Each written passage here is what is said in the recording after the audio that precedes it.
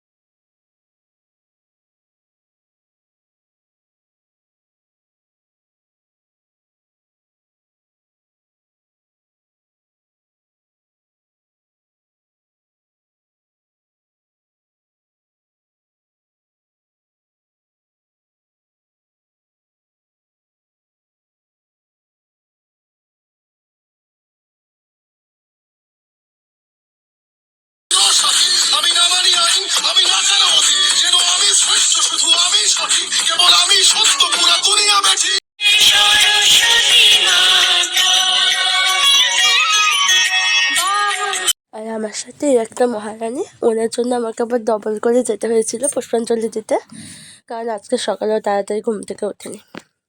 আমি